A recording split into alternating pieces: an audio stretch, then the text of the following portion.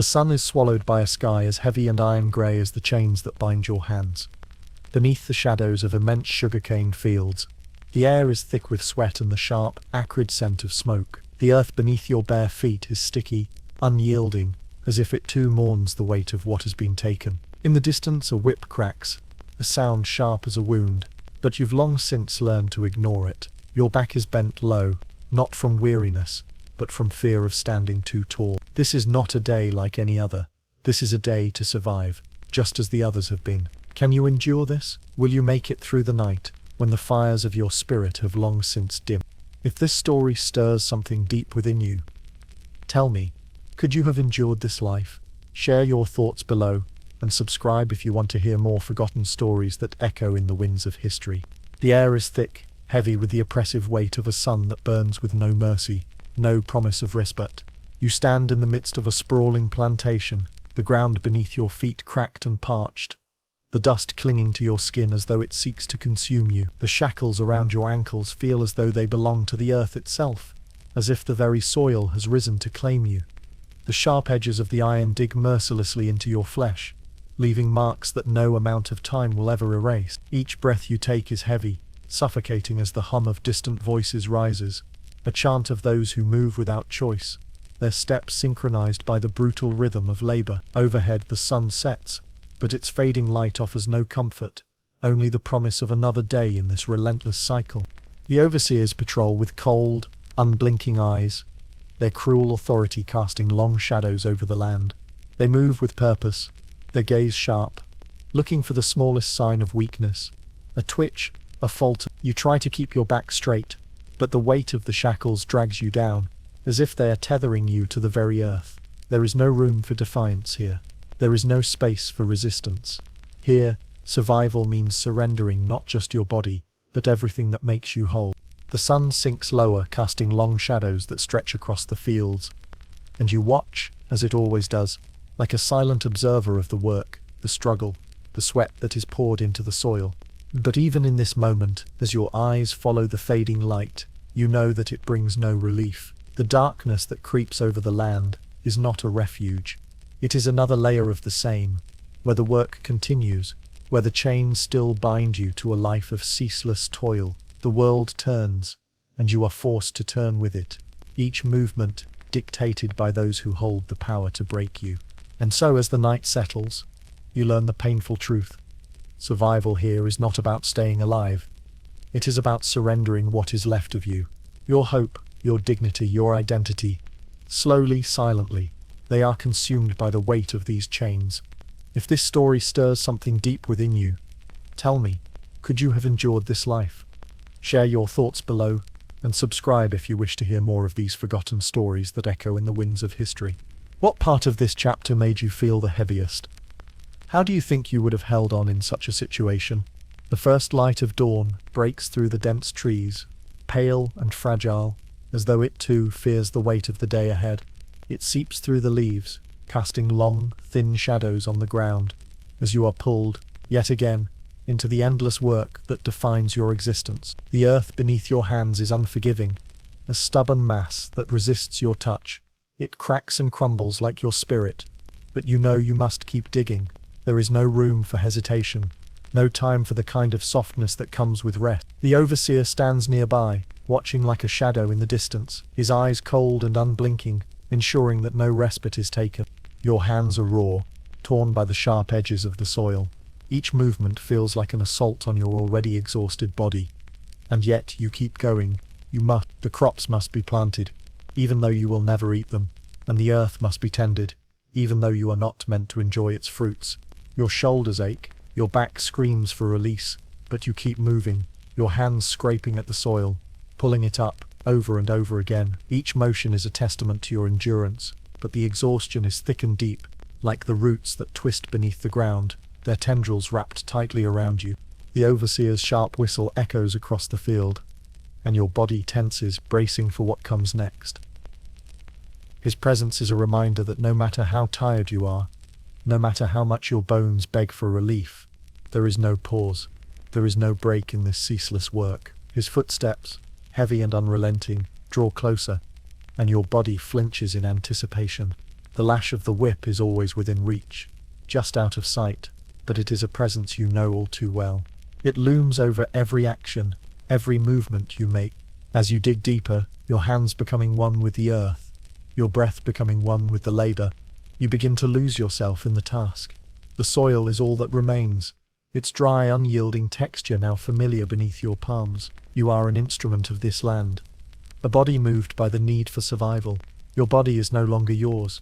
It is owned by the fields, the overseers, the chains that bind you. You begin to wonder if this is all you will ever be, someone defined by the land, by the work, by the shackles that scrape against your skin. There is no room to question, no space to dream of anything beyond the earth. The day stretches on, long and oppressive. The sun is a burning weight on your neck, on your back, its heat seeping deep into your bones.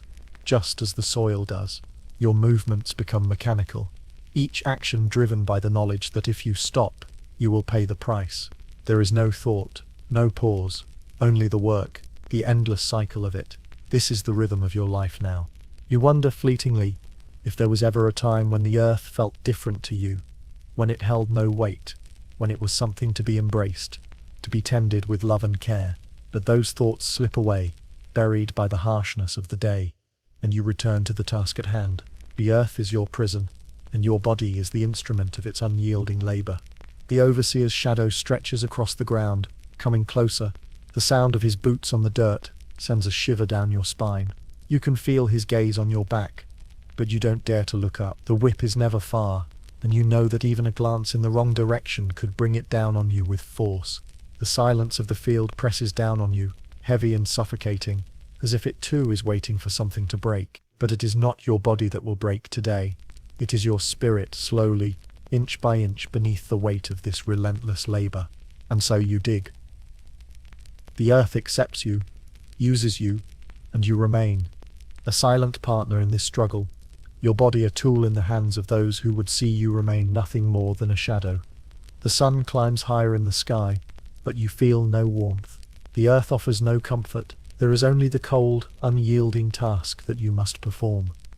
And when the sun finally sets, when the shadows grow long and the day retreats, there will be no rest. Not for you, not for anyone. The sun is a distant, aching burn in the sky.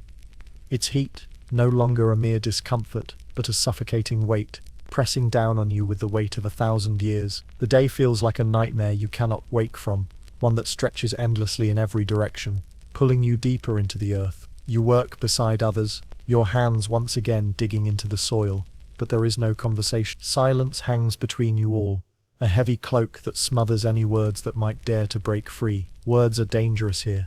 Spoken thoughts can lead to punishments more severe than silence. The air is thick with dust, the scent of sweat rising in waves, mingling with the dry, burnt smell of the earth. In the distance you hear the rhythmic chant of other workers, their voices blending together in a mournful harmony. But it is not their words that reach you, it is the crack of the whip. The sound is as familiar as your own heartbeat, a sharp, violent reminder of what waits for any who falter, any who hesitate. It slices through the stillness like a knife, sharp and unforgiving, a constant presence in this world of hard labor. You flinch, not because you have been struck, but because you feel it deep in your soul, the pain of it reverberating through the air. The whip is a symbol of power, of control. It is the sound that brings every movement to a halt, that causes hearts to race and bodies to freeze in place. It does not care for the hunger that gnaws at your insides, for the fatigue that drips from your skin like sweat. It is the law here, the final word on what is allowed and what is not. The overseer moves like a shadow across the field, his presence felt before he is seen. His eyes scan the workers, every one of you under his sharp gaze, waiting for the smallest sign of defiance, the slightest hesitation in your movements. He doesn't need to speak to make his power known. The crack of the whip is enough to keep you in line, to remind you that your body is not your own. You are nothing but a tool, and in this world, tools don't have the luxury of slowing down or thinking for themselves. They exist to serve the greater purpose, the unyielding, endless work. You cannot afford to look up, not now, not with his gaze trained on you. Every fiber of your being urges you to remain still, to continue moving without hesitation.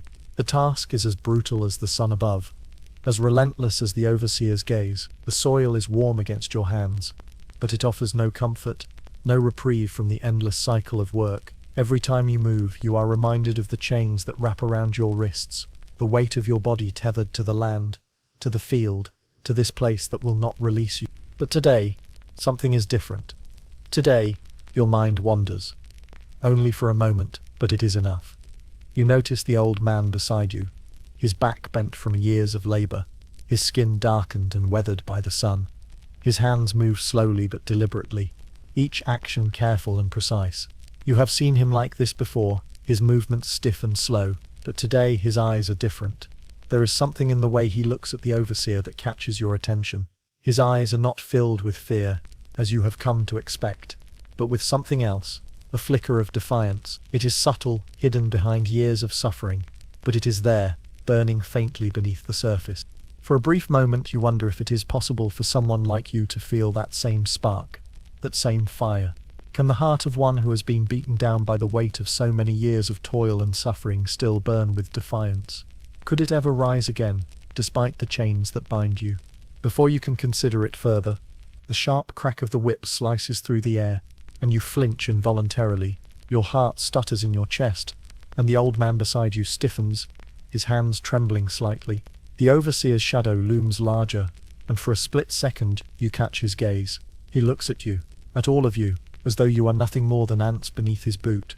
His expression is a mixture of boredom and cruelty, as if he has seen this scene 1,000 times before, and will see it 1,000 times more.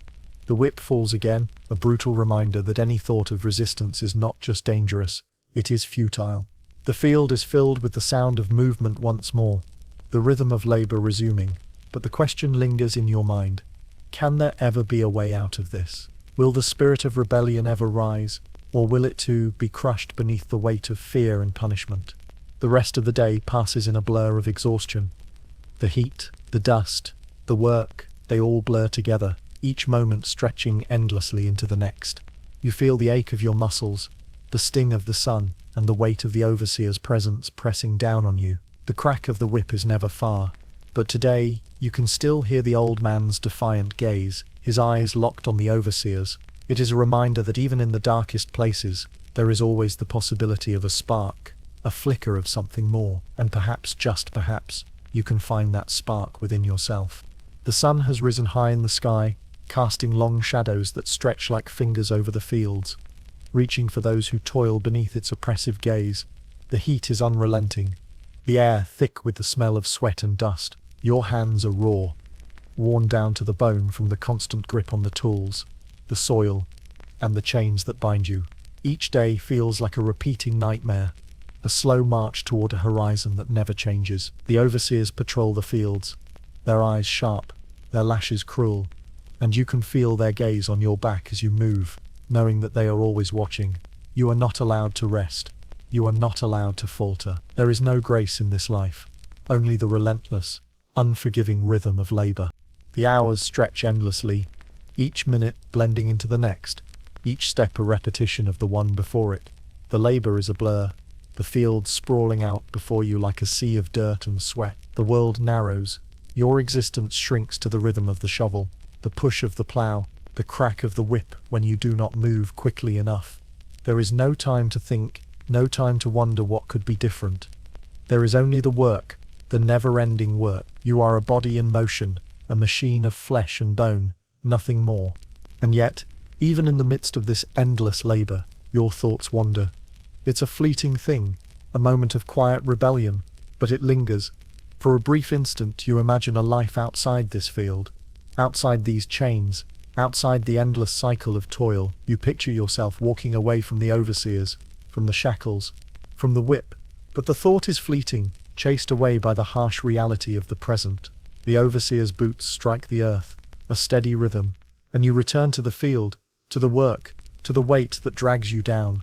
The others around you move with the same wearied determination.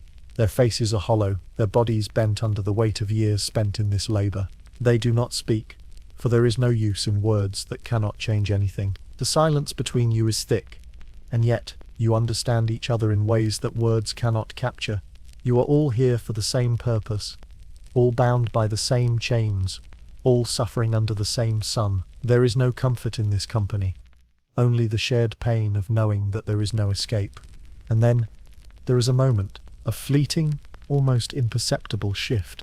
You hear a whisper, soft and low, just out of earshot. It's a word, a name, a faint flicker of sound that stirs something in the air. It's gone as quickly as it came, lost among the chorus of labor, the crack of the whip, and the endless shuffle of feet through the dirt. But in that moment you wonder, what if there is more to this silence than just exhaustion? What if there is something else beneath the surface, something waiting to break free? The overseers do not care for such thoughts. They do not care for rebellion, for hope, for the things that stir deep within the human heart. They care only for the work, for the relentless productivity that comes with breaking the spirit of the workers. And so the hours drag on, stretching like an endless night that never breaks into dawn. You feel the ache in your back, the burn in your legs, the hunger gnawing at your insides. Your body is not your own. It belongs to the land, to the overseers, to the ceaseless rhythm of labor that you must follow. The sun climbs higher, its heat a constant, unyielding presence. There is no shade, no shelter, no rest. Only the fields and the labor, the sweat and the dust, the chains and the whip. The day draws on, and still, the hours pass like an endless river, its current dragging you forward, pulling you under. You lose track of time, of the world outside this place. There is only the earth, the work, and the unspoken understanding between you and those who share this fate. You move in silence, the sweat trickling down your brow, the weight of the day pressing heavier with each passing minute. As the sun begins to dip, the end of the day does not bring relief. It only brings a different kind of exhaustion. The overseers round up the workers, herding them like cattle, their voices sharp, their commands cold. You shuffle back to the small, cramped quarters, the only place where you are allowed a brief reprieve from the sun. But even here, the weight of the day lingers. The hunger, the exhaustion, the fear, they do not leave you. They follow you into the dark, a constant reminder that tomorrow, the cycle will begin again. You lie on the hard floor, the cool earth against your skin, and close your eyes, but sleep does not come easily. Your body aches, your muscles scream for rest, but your mind is restless, tossing and turning in the dark. Tomorrow will be the same labor, the same overseers, the same endless hours that will drag you through the dirt and sweat once more. And yet, even in the quiet, the thought persists. The smallest flicker of a dream, a life beyond this, a life that is your own. But for now, it is just that, an impossible dream, a distant hope that feels further away with each passing day. You close your eyes, pushing the thought aside, and let the darkness of the night claim you once more. The sun has slipped lower, its fiery orb a mere shadow of what it once was. Yet its heat continues to gnaw at you. The fields stretch endlessly, each row of crops a stark reminder that there is no escape from this relentless labor. But today there is something else on your mind, something that weighs heavier than the sun, heavier than the shackles on your wrists, the gnawing, persistent hunger that has taken root deep within your gut. It is a hollow feeling, an ache that does not subside with time, but only grows stronger, sharper. The overseer moves through the workers, his shadow sweeping across the earth like a dark cloud. His presence is a reminder of what you are meant to be, nothing more than an instrument of labor. His eyes scan over you, sharp and cold, as if searching for any weakness. You can feel his gaze on your back, but you do not dare to lift your head. You are nothing here but a body, a tool, to be used until there is nothing left. The weight of your hunger is a constant companion, following you every step, every breath.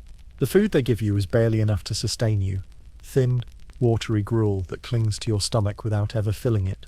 You've learned not to expect anything more, not to hope for the warmth of a proper meal. Each day you eat what is given, no matter how little, no matter how foul the taste.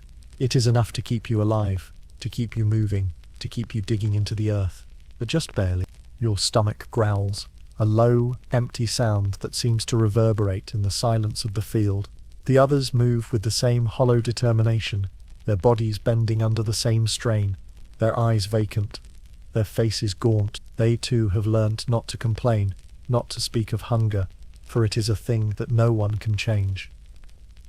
It is the way of the world here. Hunger is a constant, a shadow that never leaves. You glance at the others as they continue working. Their movements are slow, sluggish, their bodies stiff from the long hours of labor.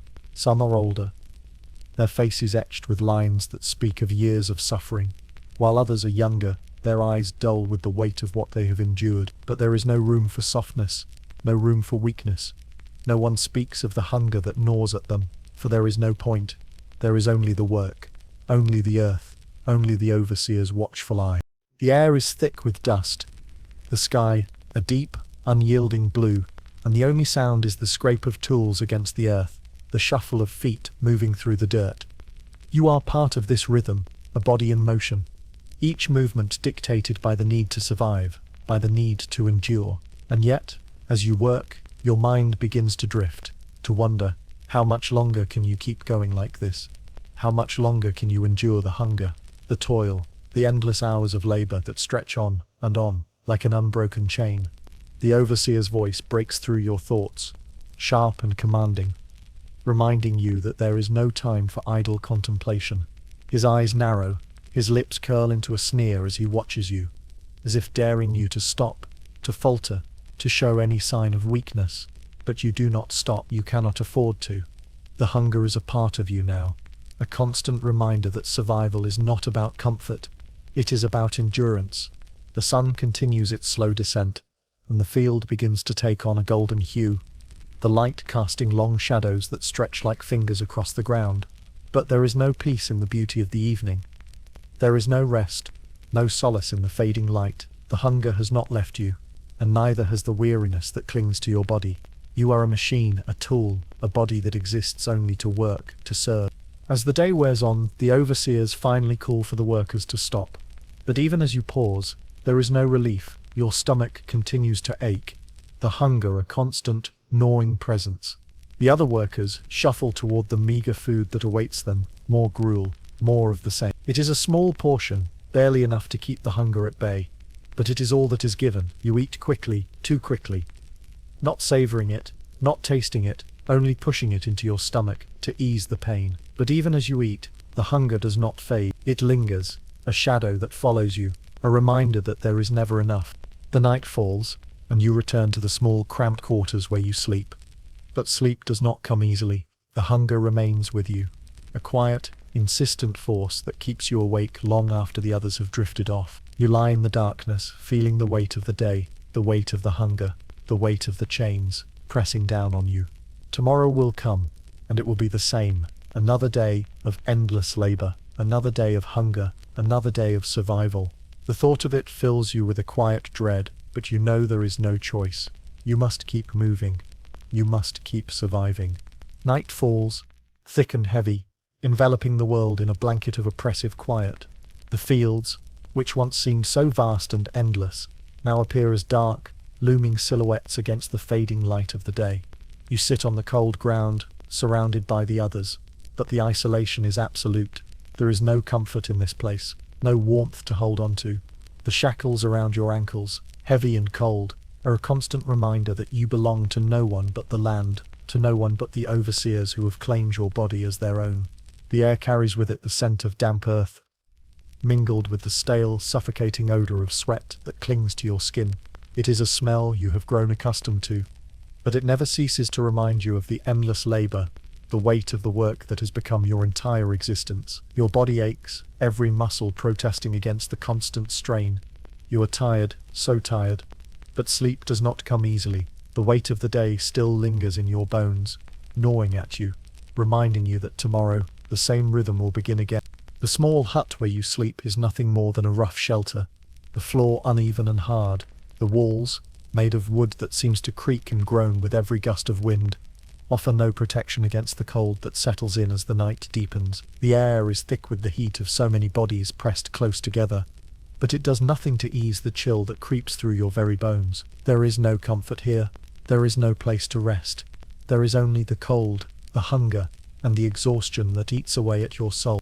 Around you, the others lie in similar positions, their bodies huddled for warmth, their faces drawn and hollow, marked by years of suffering. You wonder for a fleeting moment what it must be like to have a home, to have a place where you can rest without fear, without the constant shadow of the overseers looming over you. But that thought too slips away, chased by the harsh reality of the present.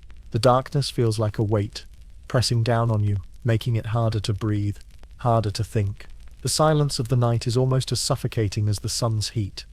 A thick, oppressive quiet that fills the air, broken only by the occasional rustle of someone shifting in the darkness. The world outside feels far away, as though it no longer matters. The only world that exists is the one that surrounds you now, the one where the chains bind you, where the hunger gnaws at you, where the overseers watch you with cold eyes, ready to strike at the slightest sign of weakness. You close your eyes, trying to find a moment of peace in the overwhelming darkness, but your mind will not allow it. The fears of tomorrow creep into your thoughts, as they always do. Will the overseers be harsher tomorrow? Will they increase the hours of labor, or worse, punish you for some imagined slight? The thought sends a shiver through your body, and you turn onto your side, hoping for some relief. But the cold of the earth beneath you, the hardness of the floor, the weight of the shackles, all of it is there, a constant reminder that there is no peace, no escape. There are moments when you can almost feel the pull of something else, something distant, something lost, a life that could have been different. In those moments you wonder about freedom, about what it would feel like to walk away from this place, to leave behind the chains, the overseers, the fields. But that thought too fades quickly, as it always does. It is a dream, a faraway hope, that cannot survive in the harshness of the reality you face. The night is long, but it offers no refuge. There is no hope here, only the crushing weight of the present. Your eyes flicker open as a cold wind brushes across your skin, carrying with it the faintest scent of something familiar. It's a memory, a feeling of something before this place, before the chains. You try to hold on to it, but it slips away, lost in the vastness of your exhaustion. And as quickly as it comes, the memory fades, leaving only the darkness. Tomorrow will be the same. Another day of labor, of hunger, of fear. The endless cycle will continue, and you will move through it, as you always have. Your body moving, your hands working, your mind drifting in silence, trying to find something that might sustain you through another day. The darkness presses in around you, and you close your eyes, letting the weight of the night claim you once more. There is nothing else left to do. The world, for now, has narrowed to this small, cold room, and there is no escaping it. The night has stretched long, its silence pressing down like a weight that refuses to lift. The air, heavy with the scent of earth and sweat, seems to fill every corner of the small, cramped quarters. Bodies shift and groan in the dark, the soft rustle of cloth, the faintest whisper of breath, the only sounds in this hollow space. The world outside seems far away, swallowed by the night. And yet, the darkness feels alive, filled with the weight of what it has taken from you, what it continues to steal. But then, amidst the stillness, you hear it.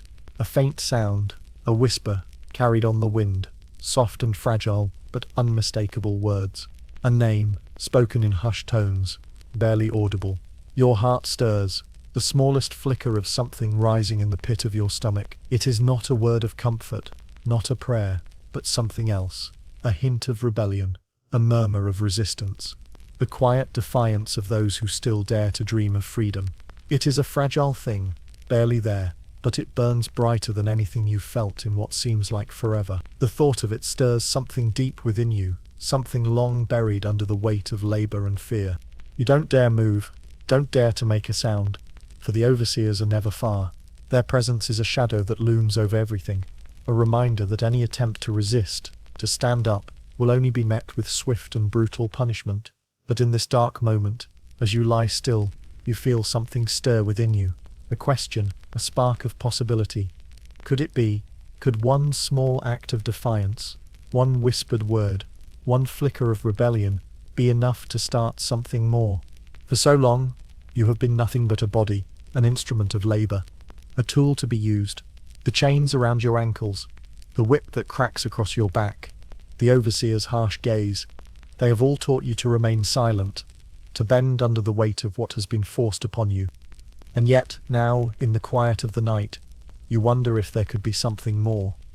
You wonder if the very silence that has kept you in line, that has kept you obedient, could be broken. Could you too find the courage to speak that word? Could you too dare to dream of something other than this endless cycle of suffering? The thought is fleeting, a spark too fragile to hold on to for long. The fear that has been drilled into you, the fear that has settled deep in your bones, is a heavy weight, pressing down on your chest.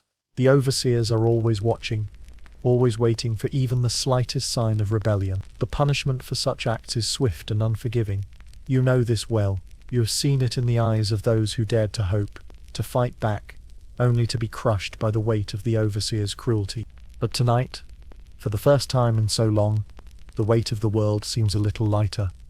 The spark of defiance, though small, though fragile, refuses to be extinguished. It lingers in the back of your mind, growing slowly, feeding off the smallest embers of hope. Could it be possible? Could you stand tall, even for just a moment, and resist? The darkness presses in around you, the cold earth beneath your body, a constant reminder of your place in the world. And yet, the question lingers. In this moment of quiet, of stillness, you wonder if it is not just the hunger, the exhaustion, or the pain that binds you to this place. Could it be that it is the silence, the fear of speaking out, of daring to dream, that keeps you here? The night stretches on, but something has shifted. The shadows that once felt like chains now seem to offer a space where something new might grow. A flicker of defiance, small but undeniable, begins to take root. You wonder, as the hours pass, if this is the beginning of something, perhaps not a revolution. Not yet, but a change. A shift in the way you see the world. Perhaps you do not have to surrender everything. Perhaps you can still hold on to something small, something fragile, but real. And as you lie there in the darkness, waiting for sleep to claim you, the thought does not fade. It lingers, and for the first time, it feels like hope. The day drags on, as it always does, each moment another step forward in a life that feels like an endless march. The sun burns down relentlessly, its heat a constant weight pressing on your back, on your shoulders, on your neck. The earth beneath your feet is unforgiving, the soil dry and cracked, but you are expected to work it, to till it, to plant it, and yet, you know it will never yield to you. The overseers walk among the workers, their presence felt before they are seen, their eyes sharp and piercing, like knives cutting through the air. They are ever watchful, their gaze a reminder that there is no room for weakness, no room for hesitation, no room for rebellion. You move with the others, your body a machine, each action dictated by the need to survive, to endure, to stay alive long enough to face another day. But today, something is different. The usual rhythm of the day is disrupted by an incident that sends ripples of fear through the workers. A fellow slave, one who has been with you through many long hours in the field, has faltered. His back is bent with the weight of years spent under the sun, his spirit long crushed by the brutality of this life. But today, it is more than just fatigue that has taken him down. He is caught, attempting to escape, to break free from the life that has bound him to this place. You see him now, dragged back to the center of the field, his face pale, his eyes wide with fear, his body trembling. The overseers stand around him, their faces twisted into cruel expressions, their eyes cold with authority. You know what is coming next. The punishment, the demonstration of what happens to those who dare to defy the unspoken rules of this place. The man's trembling hands are bound, his back forced to the dirt, and the overseers begin to make an example of him. The crack of the whip cuts through the air, sharp and vicious, the sound like thunder echoing in your ears. The man's cries are short, strangled, as the lash strikes again and again, tearing into his skin, into his very soul. You can feel it, feel the sting of each blow as though it were your own. The heat of the sun, the weight of the labor, the hunger, the fear, they all seem to blur in the face of this cruelty, as if this moment, this punishment is the culmination of everything you have endured. You try not to watch, to turn away, but you cannot. The man's suffering is impossible to ignore. His cries, his desperate gasps for breath, they echo in your mind, in your heart, and you cannot shake them off. The overseers are relentless, showing no mercy, no compassion. To them, this is not a human being. They do not see his pain. They only see a tool, a body to be broken, to be bent to their will. The sound of the whip falls again, and you close your eyes, trying to block it out, but it is impossible. It is everywhere, a constant reminder of what happens when you try to break free, when you dare to hope for something more. The man's spirit is broken before the punishment even ends. You see it in his eyes, in the way his body gives in to the blows, in the way his posture slumps further with each lash. He is no longer a person, he is a symbol, an object, a warning to all who might consider defying the overseers. The lesson is clear. Resistance is futile. Hope is dangerous.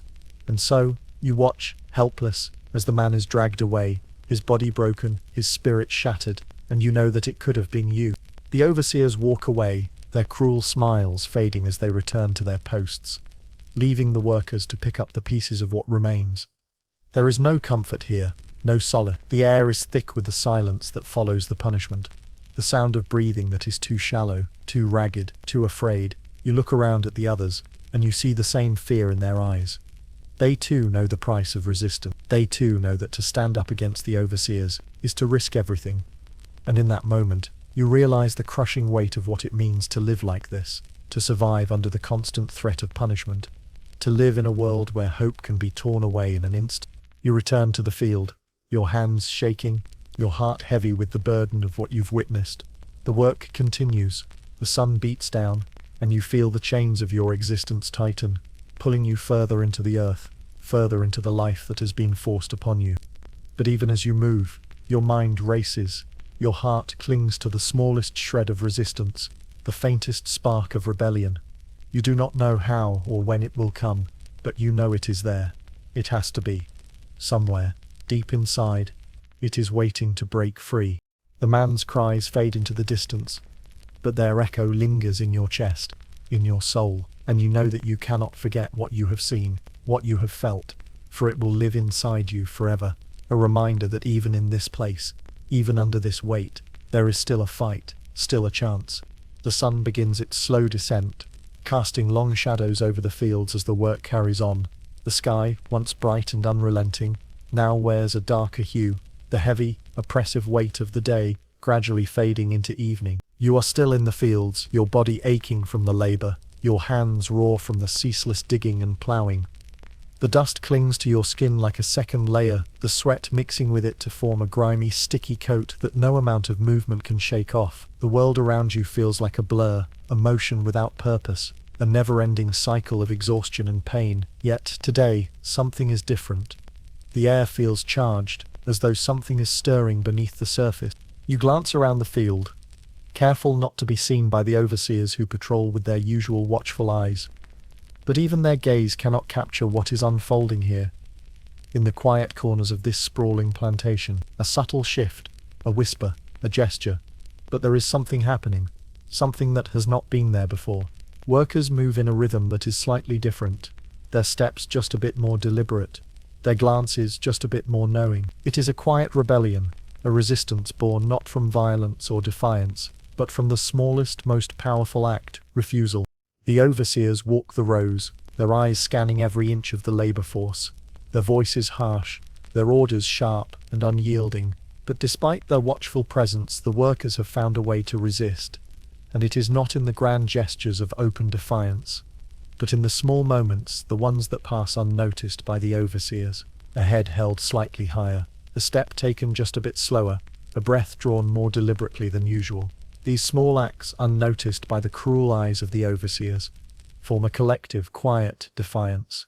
And as you stand there, digging into the soil, you begin to feel it, too, a subtle shift, like a faint whisper in your heart, that tells you this is not the end, this is the beginning. You watch as a fellow worker moves past you, her face set in the same grim expression that has become familiar to you. But today, her movement is different. She pauses, just for a moment, longer than necessary, and then continues. It's a small thing, barely noticeable to anyone who isn't looking for it, but to you, it speaks volumes. In that brief moment of defiance, you see the strength that has been building in the hearts of those around you. It's not about fighting back, not yet, but about surviving in a way that refuses to bend completely, to give in completely. The sun sinks lower, the sky painted in hues of red and purple, and still the work continues. But the air around you is changing. The small, subtle acts of resistance are spreading, like a quiet fire that spreads through the dry brush. You hear the whisper of a name again, not from the overseer, but from a fellow worker, a name shared in hushed tones, in the spaces between breaths. It is a word that carries weight, that carries meaning, even though it is spoken so softly, a word that speaks of something more, of something beyond this endless labor, of something that might yet break the silence. The overseers are not blind, but they are not aware of what is happening here. Beneath the surface, they do not see the small gestures, the silent rebellion. They are too focused on what they know, on maintaining control through fear, through brutality. They do not see the quiet power of refusal, the refusal to be completely broken, to remain entirely silent. This, too, is a rebellion. And though it may be small, though it may be subtle, it is growing. As you dig into the earth once more, you feel it, a quiet shift in your own heart, a change you cannot explain but can feel deep in your bones. It is as if the very earth beneath you is holding its breath, waiting for something, anything to break. And in this small rebellion, this quiet defiance, you find a flicker of hope, something that you have long thought lost. It is not much, but it is enough to keep moving, enough to keep going. In the distance, you hear the overseer's voice again, sharp and commanding. But it feels distant now, as if it is no longer the thing that governs everything. The small acts of defiance have taken root, and though they may go unnoticed by the overseers, they do not go unnoticed by you.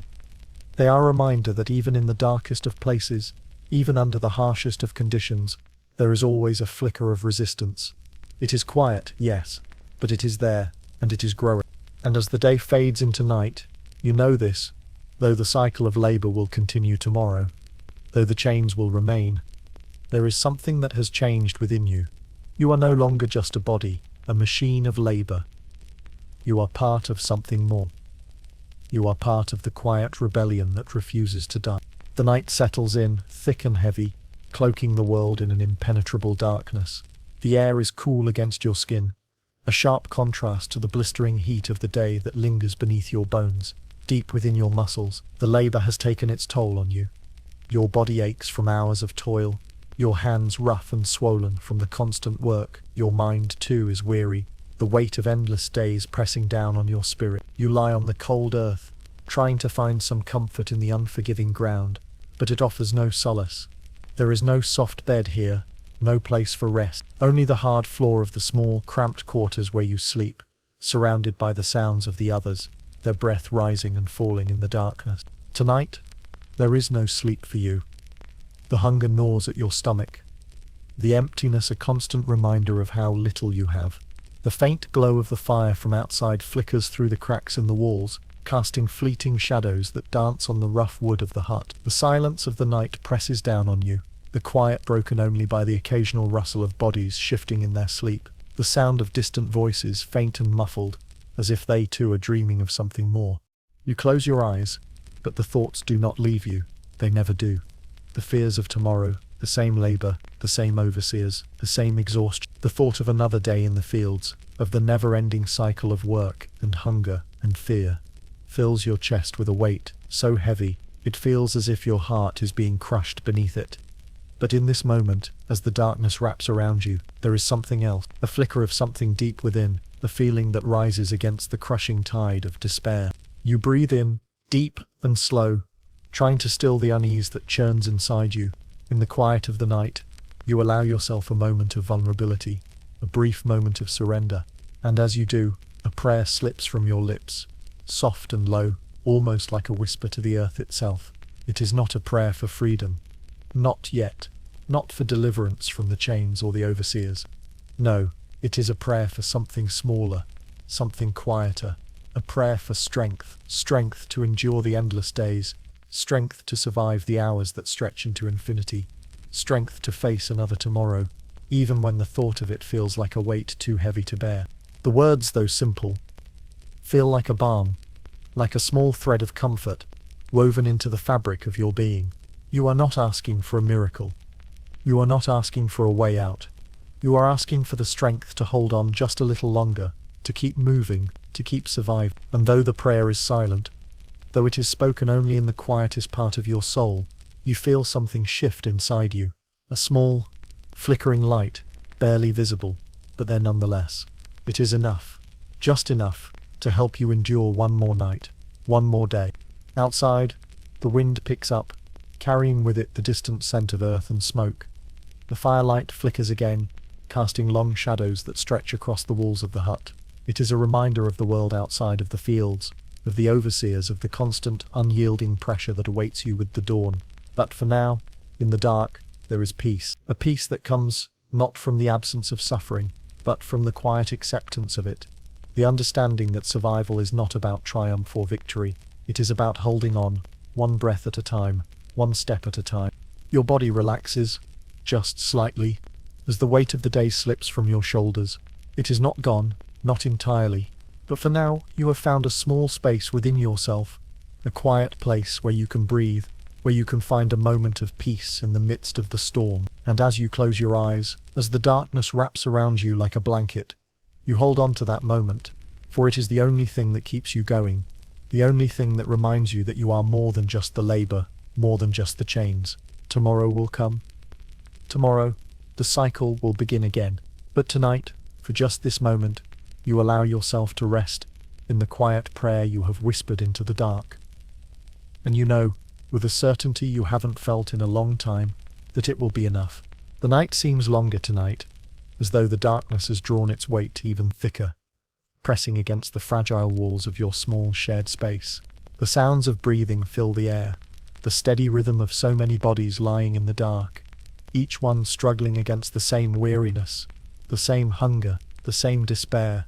You lie awake, your body sore, your mind restless, as the familiar hum of fatigue settles deep into your bones. The cold earth beneath you offers no warmth, no comfort, only the harsh reminder that this is your life now, an existence defined by labor, suffering and silence. But in the midst of the stillness, something changes. It begins as a faint sound, a noise too quiet at first to understand. You strain your ears, listening in the dark, and then, there it is again, a soft trembling cry. The sound drifts through the air, reaching your ears like a distant whisper, and your heart stirs in response. It is a child's cry, weak and muffled, but unmistakable. The sorrow in that sound cuts through the silence like a blade, and for a moment, the world outside this hut fades away. You lie still, listening, your heart quickening in your chest. The cry rises again, and this time, you feel it deep within you. The cry is not just the sound of a child in pain. It is the sound of something much larger, something that echoes in the hearts of all who hear it. It is the cry of innocence lost, of a life born into a world of suffering and hardship. It is the cry of those who cannot speak for themselves, who cannot resist the weight of this existence. Your mind races as you try to make sense of it. Where is the child? Who is it? What has happened to them? But no answer comes. There is only the sound of that soft trembling cry, reverberating through the darkness, haunting the still air. You try to close your eyes to block out the sound, but it lingers, echoing in your thoughts, in your soul. It is a cry that reminds you of everything you have lost, everything that has been taken from you. It is a cry that stirs something deep within, a longing for a world that is different. A world where children are not born into this life, where they are not raised to know only hunger, fear and pain. As the hours stretch on, the cry grows fainter, and you wonder if it will disappear altogether, swallowed by the darkness, by the silence of the night. But even as it fades, something shifts inside you. The cry has awakened something in you, a realization that you can no longer ignore. This life, this world, is not just about survival. It is about something deeper, something more powerful. The need for dignity, for freedom, for justice. You think of the child, their face hidden in the shadows, their body no different from the others who work beside you, bound by the same chains, subjected to the same cruelty, and you realize that this is the reason you endure, the reason you carry on, despite the overwhelming exhaustion, despite the hunger, despite everything that has been taken from you. It is not just for yourself, it is for those who cannot fight back, for those who are too young, too small, too fragile to survive on their own. The cry fades into the distance, but its echo remains, like a ghost that lingers in the corners of your mind. You close your eyes, trying to force sleep upon yourself, but it comes slowly, reluctantly. Your thoughts churn, restless, tangled in the threads of the day and the night, in the promise of something more, in the unbearable weight of what you have seen and heard. But as sleep finally claims you, there is a shift within you. Something has changed. The cry, soft as it was, has planted a seed in your heart, a quiet defiance that will not be silenced. You do not know what comes next. You do not know what will happen when the sun rises and the labor begins again. But you know this: the cry of the child will not be forgotten. It will live in your heart, driving you forward, whispering to you in the silence of the night. It will not be silenced by the overseers, by the fear, by the hunger. It will remain, a flickering flame in the darkness, a reminder of everything that must be changed. The day breaks with its usual relentlessness. The sun rising slowly over the horizon, painting the sky in shades of pale gold and orange. Yet, despite its beauty, there is no peace in the morning. There is no reprieve from the unyielding labor that waits. The day stretches out before you like an endless road, its harshness already clear, its demands already set. You rise, stiff and weary from the night, the weight of the past days still heavy in your body, in your mind. The air is thick with the smell of earth and sweat, and as you join the others in the field, you feel the familiar ache in your muscles, the familiar grind of your body bending to the rhythm of labor. The overseers are already out among the workers, their sharp eyes scanning the field, searching for any sign of weakness, any sign of defiance. But today, something is different. As you move through the field, the work feels more like a rhythm than a struggle. The earth beneath your feet is still unforgiving, the task still endless, but there is a new quietness in the air. It is not the silence of fear, but the silence of strength. Strength that comes from enduring without speaking, from holding your ground in the face of a system that has tried to break you. The workers move with a kind of determination today, not the frantic, desperate energy that usually drives them, but something slower, more measured, as if they have found a new way to resist. In the distance, you see an older woman working, her hands moving slowly but with purpose, her back bent under the weight of years spent in the fields. She does not look up, does not speak, but you can see it in the way she carries herself. The quiet defiance in the way her shoulders are held. It is not the defiance of someone who wants to fight, not the defiance of someone who wishes to overthrow the system with violence or rage. No, hers is a defiance of silence. She has learned, through years of suffering, that sometimes the most powerful act is to refuse to speak, to refuse to break, even when the weight of the world presses down upon you. You wonder for a moment if this is how survival has been made possible for so long, through the quiet acts of resistance, the ones that go unnoticed, the ones that the overseers cannot see, the defiance of holding your ground, of refusing to bend in the face of an unyielding system. Perhaps the courage to survive does not always come in loud, explosive moments, but in the small, everyday acts of resistance, the ones that build quietly, deep within, until they become an unshakable force. As the hours pass, you begin to move with this same quiet determination. Your body aches, your hands are raw, but you do not stop. The overseers walk among you, their eyes sharp, but you do not meet their gaze. You do not give them the satisfaction of seeing your fear, of seeing the weight of the chains that bind you. Instead, you work. Slowly, deliberately, you work. The others too seem to have found this same rhythm, this same quiet strength. There are no words spoken between you, no grand declarations, no promises of rebellion, but there is something unspoken, something shared between you all. It is the understanding that despite everything, despite the overseer's presence, despite the hunger, despite the chains, you will not be broken. You will not be crushed. Not today, not tomorrow. And so, you continue to work, not because you have to, but because you have found, in this quiet, unspoken defiance, something more, something that cannot be taken from you. It is the strength to endure, the strength to hold on to yourself, in a world that demands everything from you. It is the courage of silence, the courage of refusing to break, even when the world seems intent on doing just that. As the sun begins its descent, casting long shadows over the field, you feel the weight of the day in your bones. The exhaustion is there, the hunger, the pain, but there is something else too, something small, but real, a flicker of hope, quietly burning in your heart, fed by the courage of silence and the strength of your own refusal to break. The light of the setting sun stretches across the fields, casting long shadows that creep slowly towards the workers, offering no warmth, no relief. You are still in the fields, the sweat from the day mixing with the dust that coats your body, a grim reminder of the endless cycle of labor that defines your life. The overseers move through the rows, their eyes sharp, their presence unyielding. There is no room for weakness, no room for hesitation.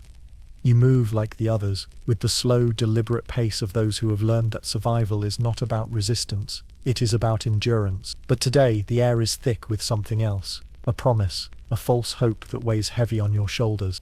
The overseer, the one with the harsh voice and the sharp eyes, has called you and the others together. He stands in front of you, his face twisted into a smirk, as if he holds the power of life and death in his hands. He speaks of a reward, a prize for the workers who labor hardest, a day off from the field.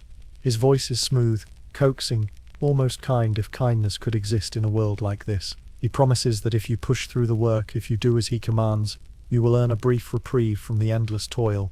You do not know what to think. The others around you remain silent, their eyes empty, their faces hard. They have heard these promises before. They know better than to believe in words spoken by the overseer. Words are just tools, after all, used to manipulate, to break the spirit before it even has a chance to rise. You have heard the promises too. You've seen the broken promises. And yet, the flicker of hope, no matter how small, creeps in, like a thief in the night. And you wonder if maybe, just maybe, this time will be different. The overseer's words hang in the air long after he finishes, and the workers return to their tasks, each movement heavy with the weight of the promise that now lingers between them. The soil beneath your hands feels heavier than usual, as if the earth itself senses the false hope that has been placed in it. You feel the tension rise among the workers, the flicker of something uncertain passing through their movements. They are driven not by the need to complete the task, but by the possibility of something more, something that promises a reprieve, a break from the unrelenting routine. As the sun begins to dip lower, the overseer's presence is a shadow that never leaves. His eyes are on you, on everyone, and you can feel the weight of his gaze, pressing down. There is no escape from it. Not when it is the only thing that governs your existence. The labor continues, and the minutes stretch into hours, each one drawing you closer to the end of the day, closer to the promise of rest. And yet, there is a gnawing feeling that lingers in the pit of your stomach. When the day finally ends, and the workers gather for the promised break, there is a strange silence that hangs in the air. No one speaks, no one moves. You make your way to where the overseer has set up the food, that thin gruel that is barely enough to sustain you. You wait, the hunger biting at your insides. But the promise of the day off looms larger, so close you can almost taste it. But when the overseer stands before you, handing out the meager portions of food, something shifts in the air.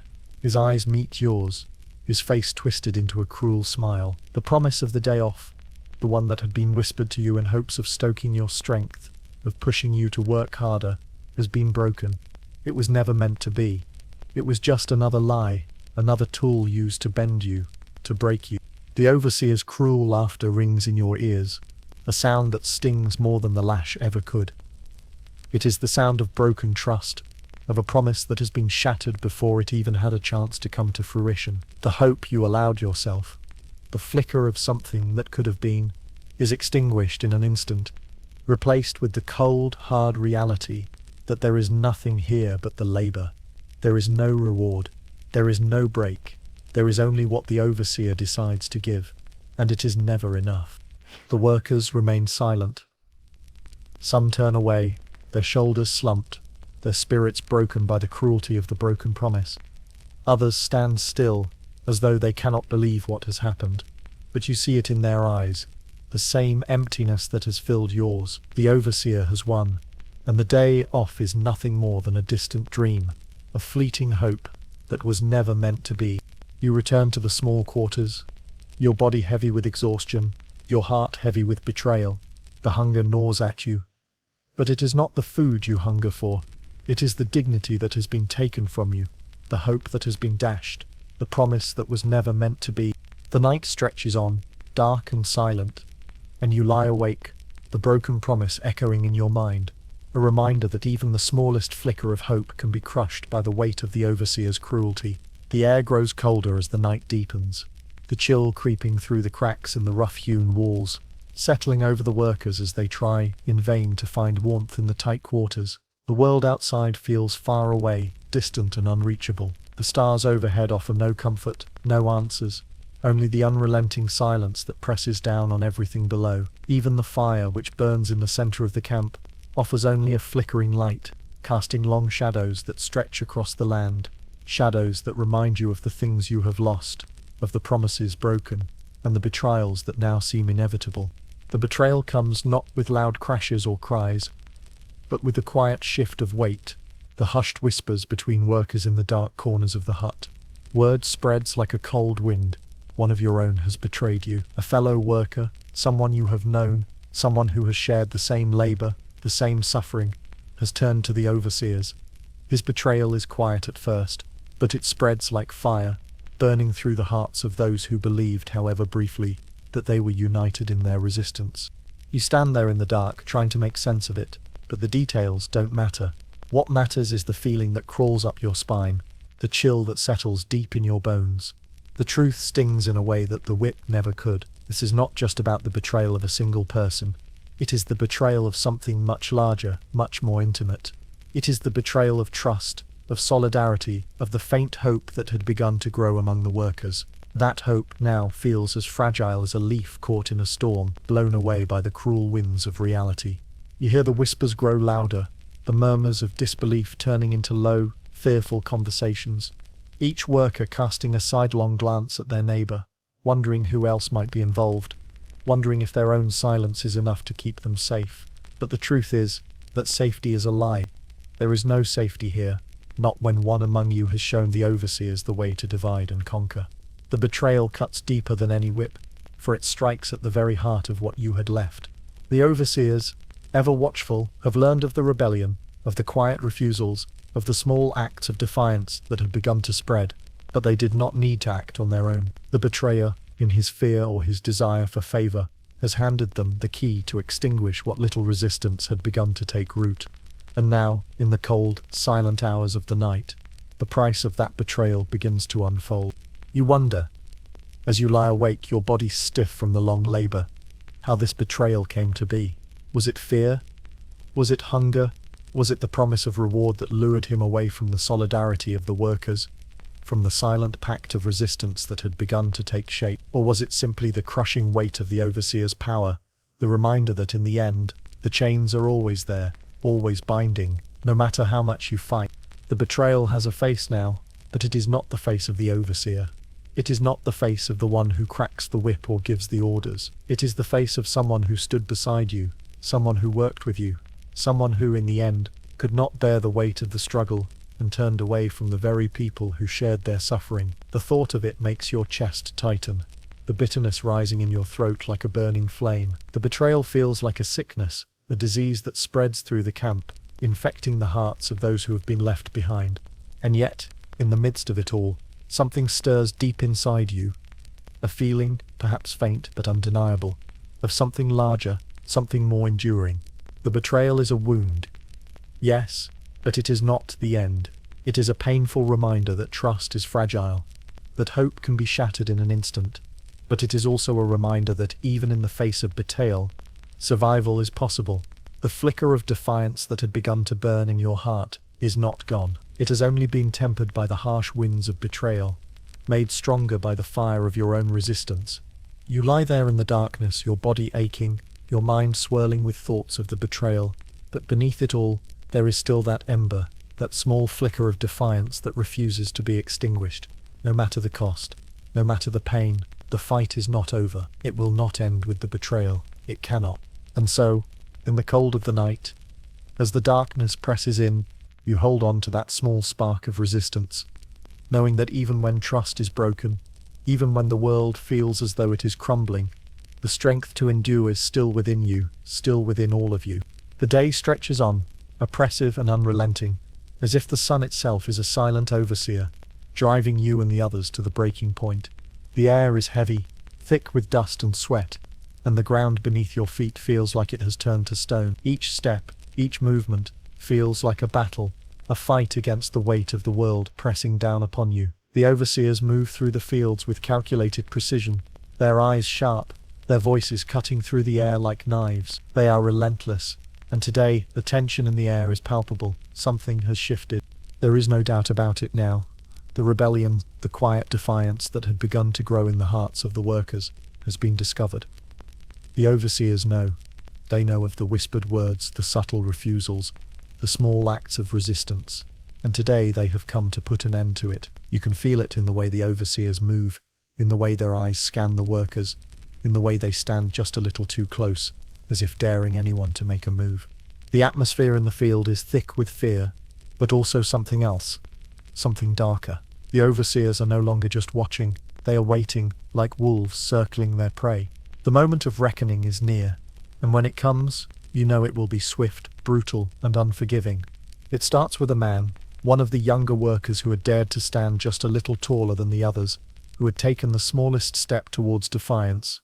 He is pulled from the row, his arms twisted behind him, his face pale with fear. The overseers surround him, their presence heavy, their eyes cold. There is no ceremony, no questioning, no attempt to understand. The message is clear: resistance, no matter how small, no matter how quiet, will not be tolerated. The lash falls first, a crack that reverberates through the air, sharp and unforgiving. The sound echoes in your chest, rattling your bones, and for a moment the world seems to still. You watch, unable to look away, as the man's body jerks under the strike, his skin tearing beneath the force of the whip. The cries that escape him are strangled, lost in the heavy air, but they are enough to send a chill through every worker in the field. The overseers continue their assault, their faces cold, their movements methodical, as if they have done this 1,000 times before. Each lash, each cry, is a reminder of what happens when you rise, when you dare to hope, when you dare to resist. The message is clear: the price of rebellion is steep, and the cost is more than just the body. It is the soul that is torn, the spirit that is broken, the will that is shattered with every strike. The overseers are not merely punishing a man, they are sending a message to every worker, to every person who dares to stand up against the system that has kept them chained for so long. You feel the weight of it, the crushing reality of it, deep in your chest. The fear in your heart grows, but so does something else, something darker, something colder. It is anger. It is a flame that begins to rise, fed by the injustice, fed by the cruelty that is laid bare before you. You are not blind to the truth. You know what is happening. You know that this man's suffering is not just his own. It is the suffering of everyone here, the suffering of every worker who has ever bent their back to the earth and felt the weight of the overseer's whip. And yet, despite the fear, despite the pain, you cannot look away. You cannot allow yourself to turn a blind eye to the brutality that is unfolding before you. In this moment, something shifts within you.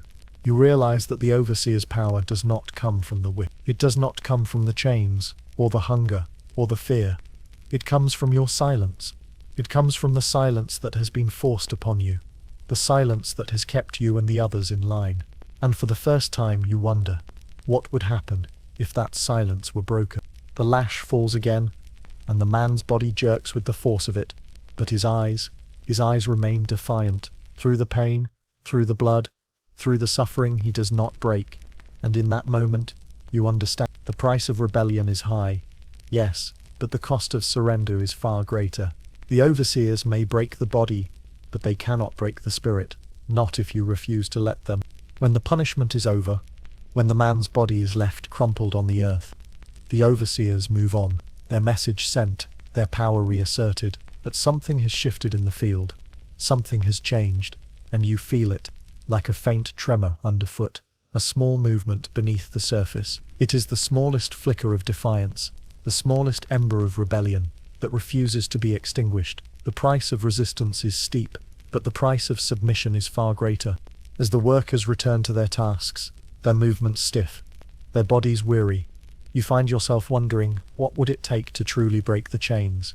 What would it take to stand once and for all, and refuse to bow to the overseer's will?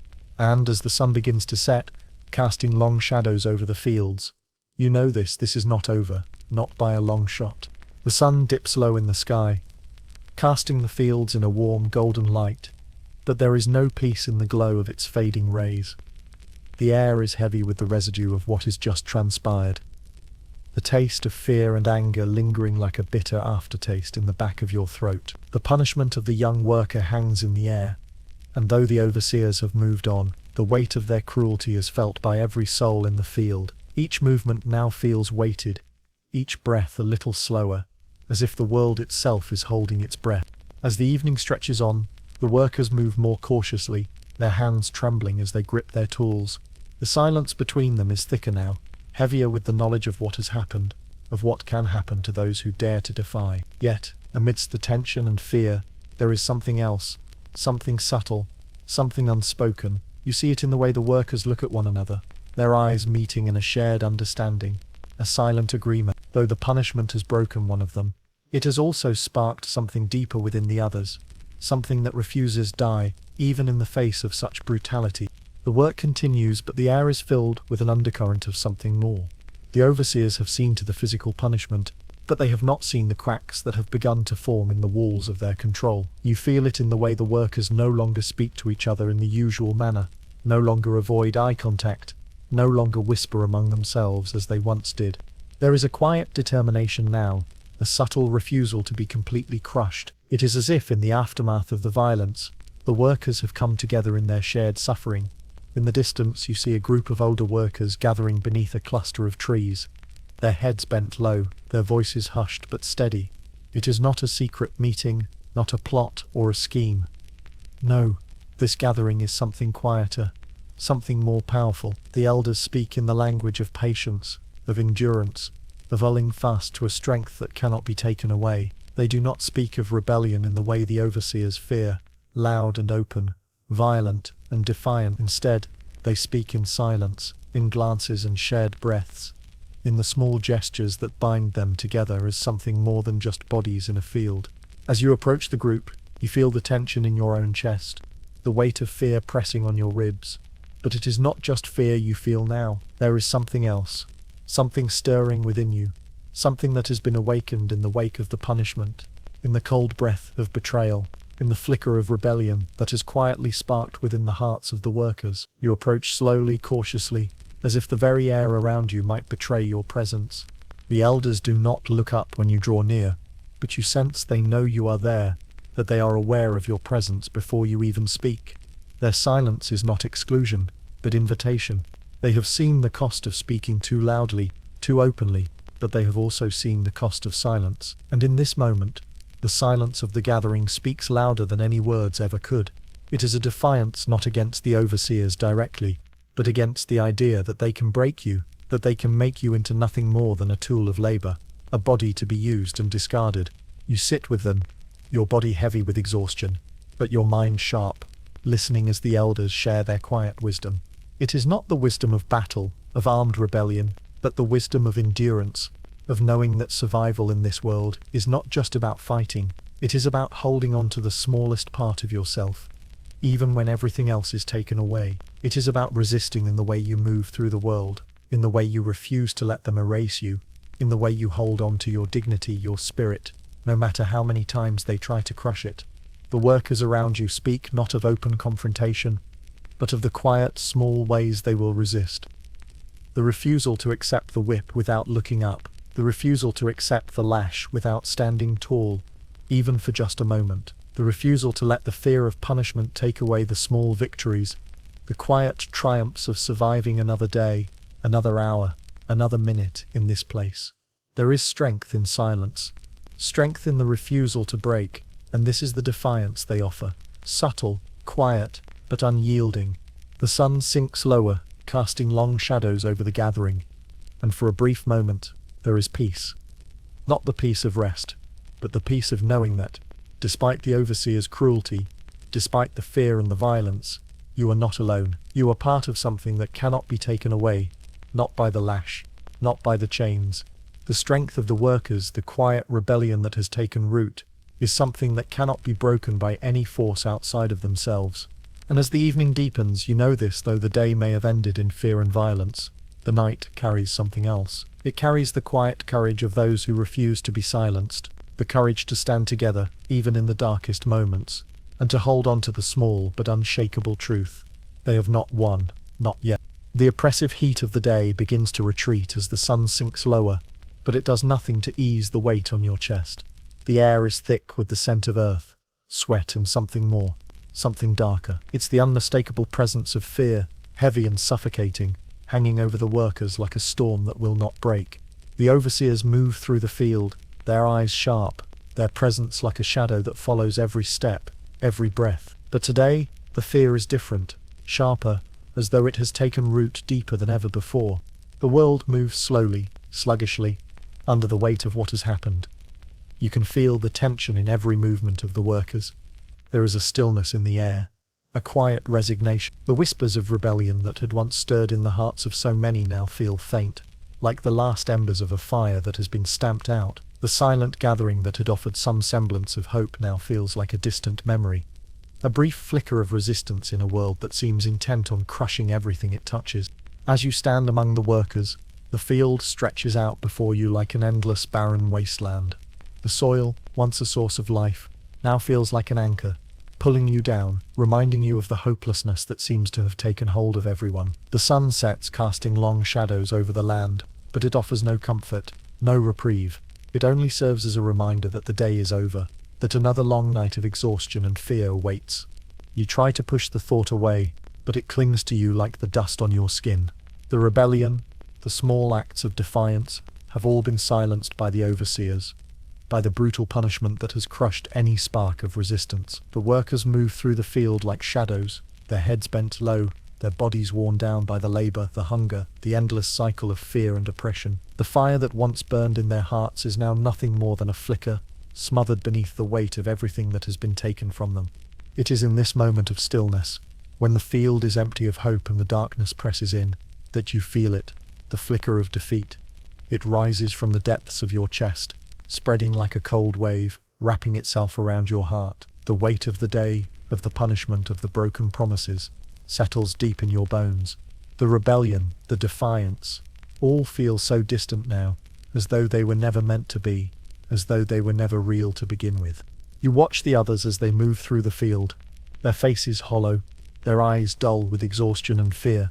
They no longer look to each other for strength, for solidarity. They have learned, as you have, that hope is a dangerous thing. It is a fragile, fleeting spark that can be crushed with a single blow. And in the silence that hangs between you all, you can feel it, the weight of submission, the quiet acceptance that things will never change, that you will never be free. The overseers move through the workers once more, their eyes cold, their commands harsh. They do not speak the language of fear. They do not need to. They speak the language of power, of control, and it is a language that has become all too familiar. The workers move faster now, more mechanically, as if their bodies have learned to obey without thought, without resistance. The fire that once flickered in their hearts has been smothered, and in its place is a quiet surrender. You stand there, feeling the weight of defeat settle in your chest, and for a brief moment, you wonder if this is it, the end of the fight, the end of everything you had hoped for, everything you had dreamed of. The rebellion, the defiance, the quiet acts of resistance, they all seem so distant now, as if they were nothing more than dreams, dreams that were never meant to come true. But even in the quiet of defeat, something stirs inside you. It is faint, almost imperceptible, but it is there. The ember of defiance, though small, though fragile, refuses to die. The fear that has taken root in your heart does not erase the truth that you have endured, that you are still here, still standing, still breathing. And in this moment of defeat, there is still something worth holding on to, something worth fighting for. You close your eyes, taking in the stillness, the weight of the moment, and you realize this.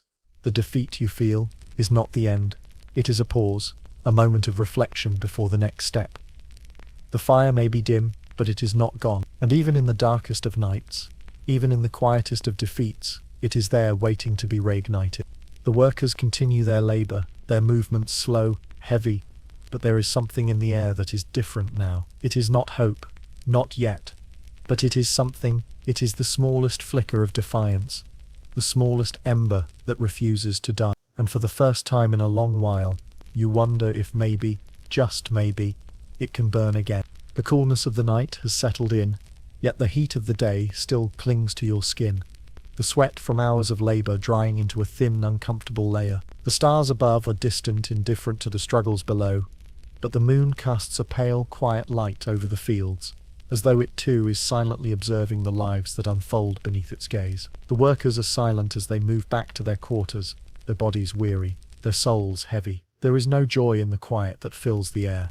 It is a silence born from exhaustion, from fear, from the weight of what has happened and what is yet to come.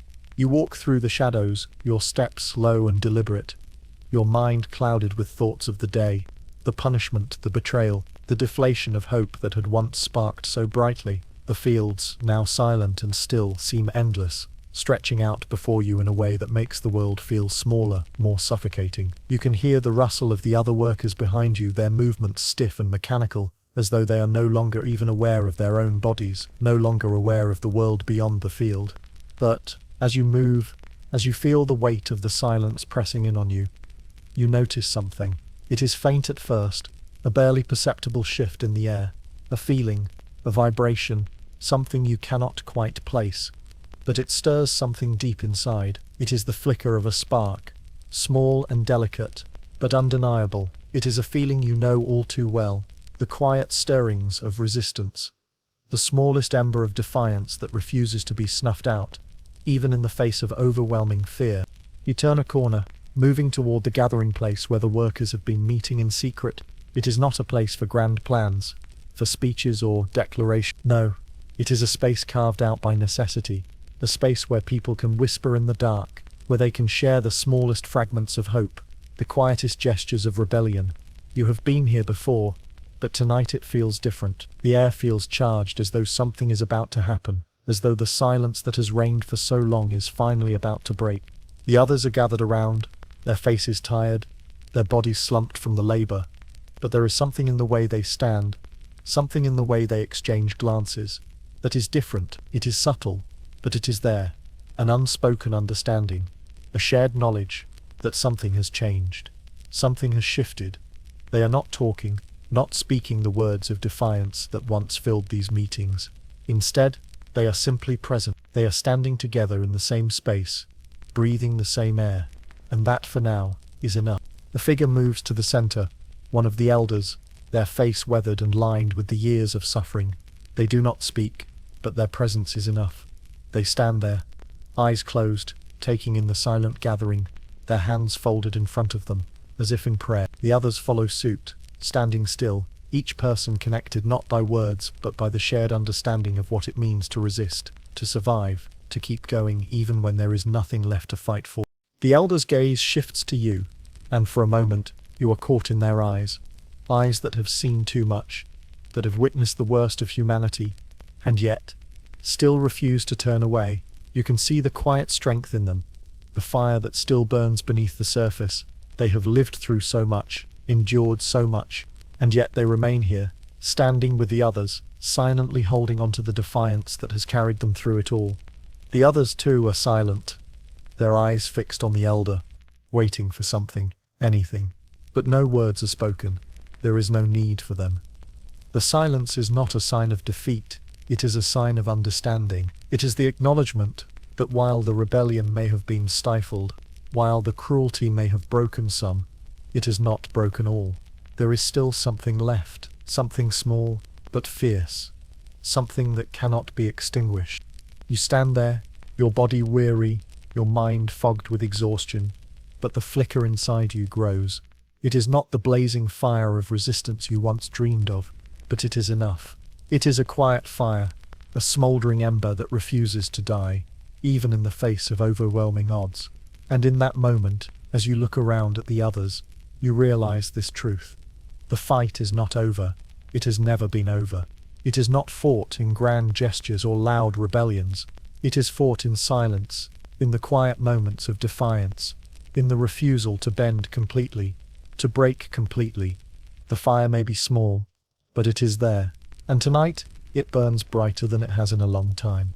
The day has dragged on, as usual, each hour longer than the one before it. The sun, which had once been a promise of warmth, now feels like an unrelenting force, its heat unbearable on your back, on your skin. Sweat drips from your brow, stinging your eyes, but you do not wipe it away. There is no time for that. The overseers move between the rows, their eyes sharp, their authority absolute, and you know that a single glance in the wrong direction could cost you more than you are willing to pay. The day feels endless, but even as it drags on, something stirs in you, a quiet, nagging thought that grows louder with each passing moment. It is the choice, the one you have been avoiding, the one that has been hanging over you for days now. The choice between staying, between enduring what is familiar, and running, abandoning everything for the unknown. There is a bitter taste in your mouth, the taste of fear, of doubt. You cannot escape the reality of your situation. You cannot escape the chains, the overseers, the hunger. And yet, the thought lingers, growing louder. The risk of running, of breaking free, gnaws at you, like a wound that will not heal. As the day wears on, your thoughts become consumed by the choice. Every movement feels like a step toward one direction or the other. The labor feels different today, as if every swing of the hoe, every shift of the soil, every breath you take, is weighed down by the knowledge that a decision must be made. Do you stay? Do you endure? Or do you risk everything, leaving behind the only life you have ever known, for the chance, no matter how small, that freedom might lie beyond the horizon? Your heart pounds in your chest as you look around at the others. They move like shadows, their faces hollow, their eyes empty, as though they too are thinking the same thing. The question is written on every face, but no one speaks it aloud. It is a silent pact, one that binds you all together, but the truth remains. This decision is yours alone. The others will follow their own paths, but you must choose your own. The overseer moves closer, his footsteps heavy on the ground, and the sight of him sends a ripple of fear through the workers.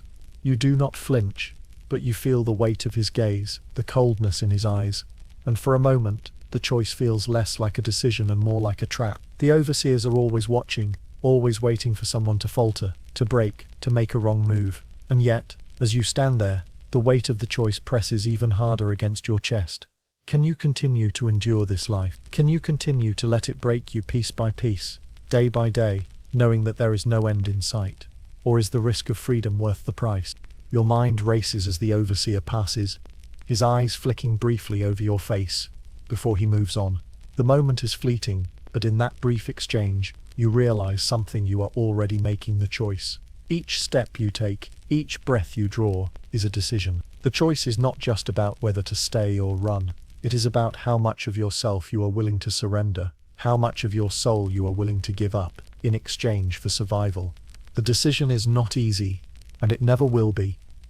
There is no clear path, no obvious answer. To stay means more of the same. More labor, more suffering, more hunger, but also the safety of the known. To run means everything is uncertain. It means abandoning the only life you have ever known, and stepping into a world that could swallow you whole. But in that uncertainty, there is something else. The possibility of freedom, of a life where the chains no longer bind you, where the overseers no longer control you, where you can finally breathe without fear of what comes next. As the sun begins to set, casting a blood-red light across the field, you feel the weight of the decision settle fully in your heart. It is a bitter choice.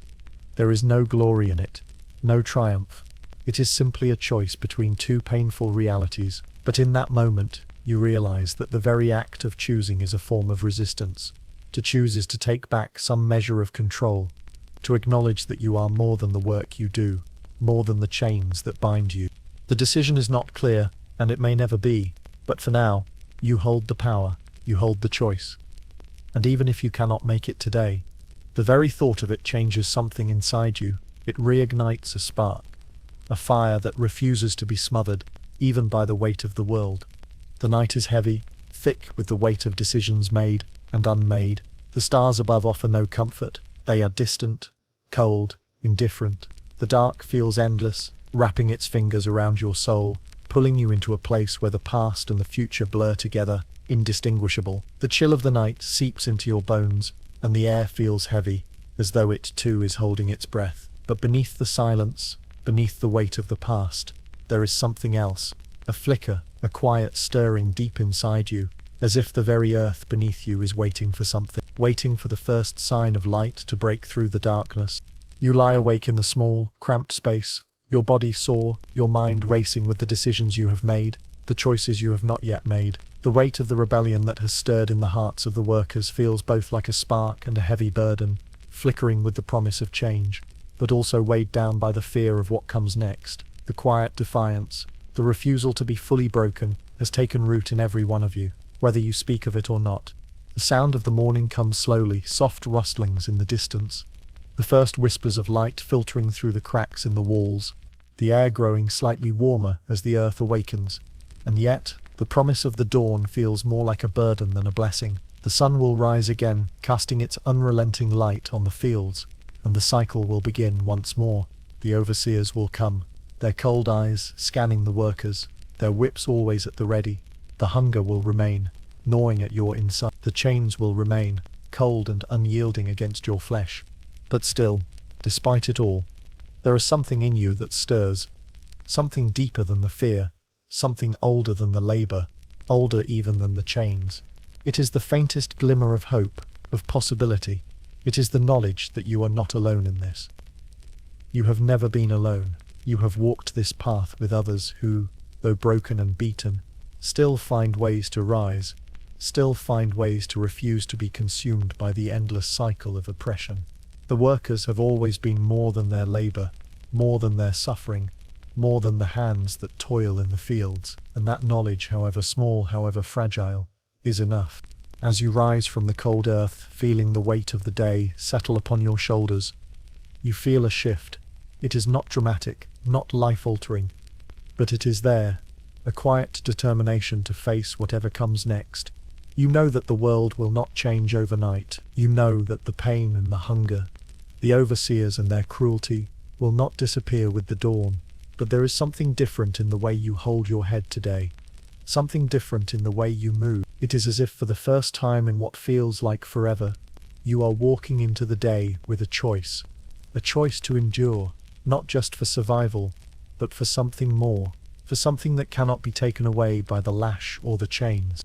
The workers gather, their faces worn with the weight of another day, but there is something unspoken in the air, a quiet strength, a shared understanding that though they may be crushed under the weight of this life, they will never be erased. The overseers move through the rows, their eyes sharp, their commands harsh. But there is no fear in the workers' eyes anymore. Not like before. It is not a defiance born of anger, but one born of quiet resolve, the kind that cannot be silenced by any punishment, no matter how severe. And as the sun finally breaks over the horizon, painting the fields in the pale light of a new day, you know this, the fight is far from over. It may not be fought in grand battles or open rebellions, but it is a fight that will be waged, quietly, steadily, in the hearts of those who refuse to give in, in the hearts of those who know that, even in the darkest times, even in the face of the most brutal oppression, there is always a spark of something more. The sun rises, and with it comes the promise of another day, another chance to fight, another chance to survive. And you take that chance. You take it with both hands, and you hold on to it, knowing that the chains may bind your body, but they cannot bind your spirit. Thank you for walking this journey with me. If this story touched your heart, please consider subscribing and returning for more forgotten tales that echo in the silent shadows of history. Thank you for walking this long, difficult road with me. This story, like so many others, carries the echoes of those who fought quietly for their freedom. If you find strength in stories like this, please subscribe and join me on future journeys through history's untold stories. What part of this story stayed with you the most? How would you have made your stand in such a time of cruelty and fear? What does freedom mean to you after hearing this story?